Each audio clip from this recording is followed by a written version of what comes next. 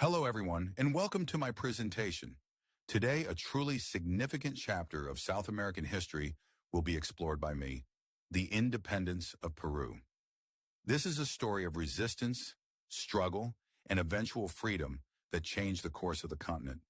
It's important to remember that Peru was considered the heart of Spanish power in South America, so its liberation was recognized as a major turning point. In this video, we will travel back to the late 18th and early 19th centuries to understand the key moments leading up to that famous declaration. Before the declaration, the region was controlled by the Spanish crown for nearly 300 years. The vast territory was governed as the viceroyalty of Peru, and the capital, Lima, was known as the most important colonial city. By the early 1800s, resentment towards Spanish authority was being felt strongly by criollos, people of Spanish descent born in the Americas, and indigenous populations alike. Their demands for political representation and economic fairness were constantly ignored by the viceroy. Furthermore, major rebellions, such as the one led by Tupac Amaru II in 1780, had been brutally suppressed decades earlier, but the seeds of freedom had already been planted. The final push for independence was mainly driven by two large military forces from outside Peru. First, from the south, an army was led by the Argentine general José de San Martín. In 1820, his troops landed on the Peruvian coast.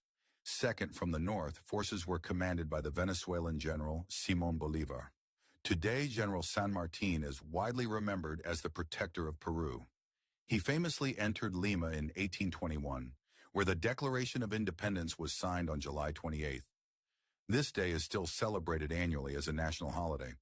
The famous declaration in Lima was followed by a period of political instability.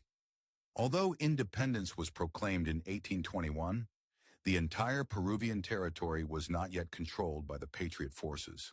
The Spanish Royalist Army was still entrenched in the highlands. Today, the declaration ceremony is reenacted every year in the main squares of the country. The original act of independence is carefully preserved, and the national true military independence was secured later in 1824 with the decisive battles of Junín and Ayacucho. In December 1824, the final royalist stronghold was defeated at the Battle of Ayacucho by forces led by General Sucre under Bolívar's command. The final capitulation treaty was signed at the battlefield. This surrender is viewed by historians as the official end of Spanish rule in South America.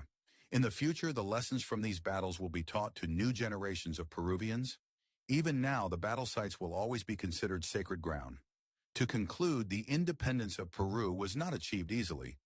It was marked by years of war, sacrifice, and the union of external and internal forces.